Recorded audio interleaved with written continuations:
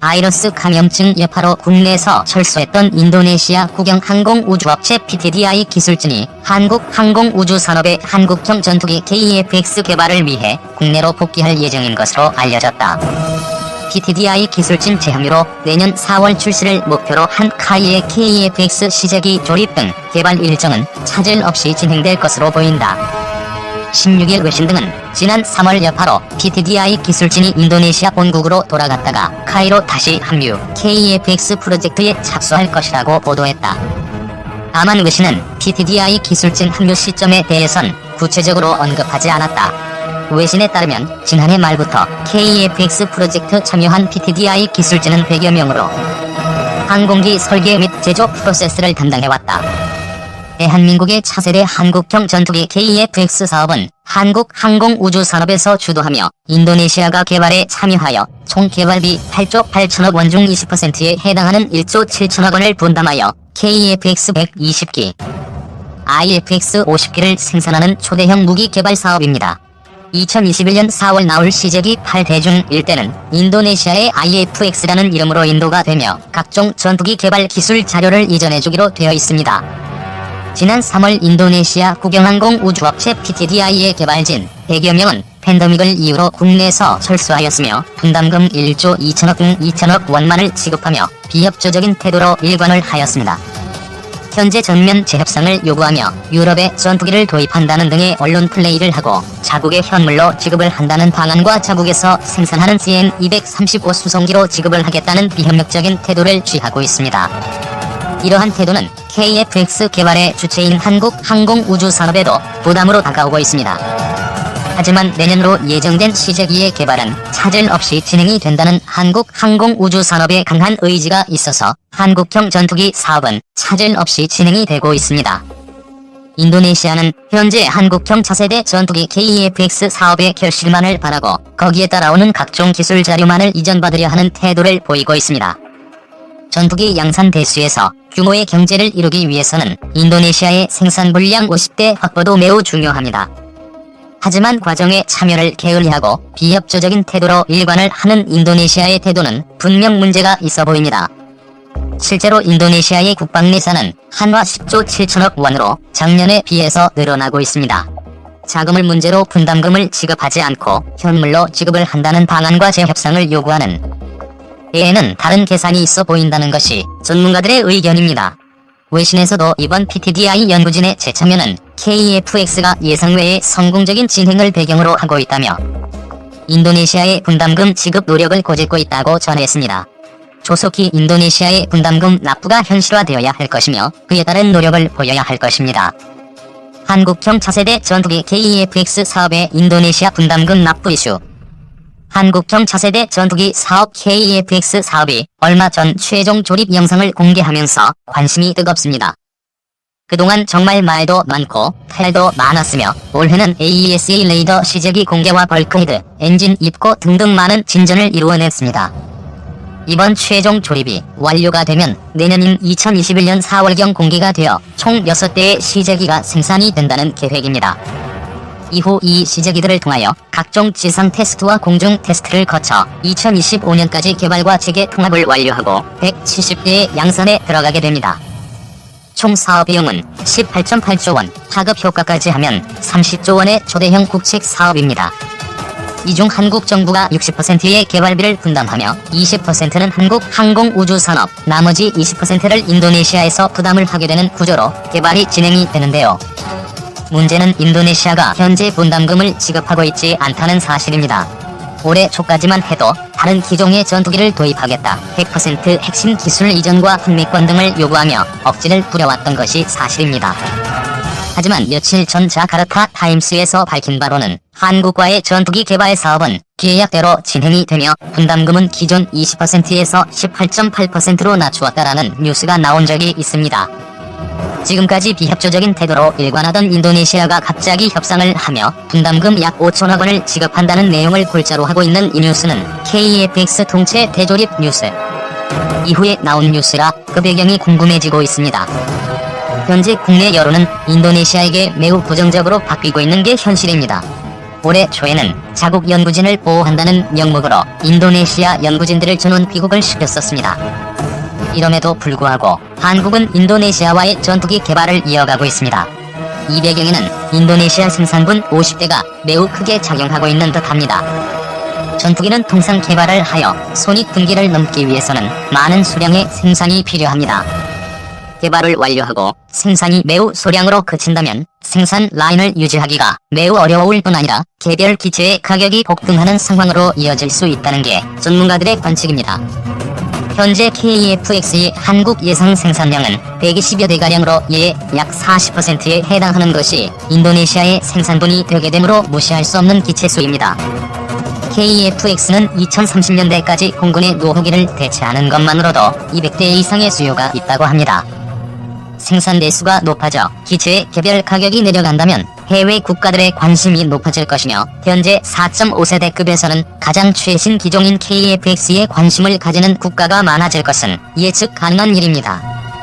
아직 구체적인 납부 계획은 밝히지 않았으나 현재는 인도네시아의 성실한 협조가 필요한 단계이며 분담금 납부 또한 조속히 이루어져 개발 파트너로서 실추된 신뢰를 다시 세워야 할 것입니다. 어느덧 내년으로 다가온 한국형 전투기 KF-X가 명품 전투기로 세상에 나오기를 바라봅니다. 미래 한국 스텔스 전투기 정리 KF-X 사업. 공군의 원대한 국산 전투기 개발 계획은 90년대부터 시작되었다. 그 당시 삼성항공이 KF-16을 조립 생산해서 자신감이 붙었는지 공군과의 콜라보로 미래 먹거리를 창조했다는 썰이 있다. 여하튼 KT-1과 KF-16, T-50, FA-50까지 대표 기업인 삼성항공과 카이로 이어지는 기간 동안 전투기에 대한 기술력을 쌓았다. KF-X 사업은 2002년 소요 결정을 시작으로 2008년까지 선행 연구를 했다. 2008년부터 2012년까지 탐색 개발, 2012년부터 2015년까지 재개 개발과 각종 계약을 했다. 선행 연구 과정에서 터키는 오바를 해서 컷했고 인도네시아의 20% 지분 참여와 가이 20%, 정부 60% 지분 비율로 정리되며 2010년 인도네시아와 계약하였다. 우여곡절이 매우 많았지만 결국 2015년 12월 사업에 착수했다. 기체 크기와 엔진 개수, 레이더, 센서류 등의 ROC가 계속 바뀌다가 2014년 확정되었다. 비교 성능의 기체는 당시는 F-16보다 나은 성능, 요즘은 FA-18 슈퍼호넷급 전투기이다. ADD와 카이가 주도하고 250여 개의 기업체와 대학, 연구소가 참여한다. 2015년부터 2026년까지 10여 년간 약 8조 8천억 원의 연구 개발비로 시제기 6대를 만들고 한국은 약 9조 원을 들여 120대 양산 계획이다. 엔진은 G사의 F410 4G2사백으로 결정했다. 엔진 개발 로드맵에 따른 출력이 약 20% 향상된 엔진 버전은 수출 불가고 한국만 장착 가능하다는 썰이다. G로부터 2023년까지 총 15대가 납품 예정이고 나머지는 한화에서 라이선스 생산한다. ADD가 탐색 개발하여 AESA, IRST, EOTGP 핵심 기술 중 해외 수입이 가능한 기술들은 사들였다. AESA 레이더는 ADD가 개발하지만 직접 CG를 만들어내지 못하고 한화에게 맡겼다. IRST는 이탈리아의 레오나르도에게 기술 도입 후 한화가 만든다. EOTGP는 한화가 함정용으로 개발한 것을 전투기용으로 개발 중이다.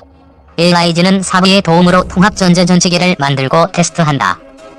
카이는 기체 설계와 풍동실험, 조립기술, 조종 시뮬레이터 등 T-50에서 얻은 기술과 로키드 마틴의 검수로 시제기를 조립 중이고 올해 말완성 예정이다. 워낙 사공이 많아 수많은 수정으로 기초 설계와 상세 설계를 하다보니 동체 조립 과정은 수월하다는 썰이다. 알려진 블록별 개발 일정은 2026년까지 만들어지는 시제기 6대가 블록 0, 2028년까지 만들어지는 40대가 블록 1, 그 이후 만들어지는 80대가 블록 2이다. 무장 능력은 블록 0의 유럽산으로 반미립 공대공 미사일과 단거리 공대공 미사일, 국산 공대지 폭탄 일부가 인티될 예정이다.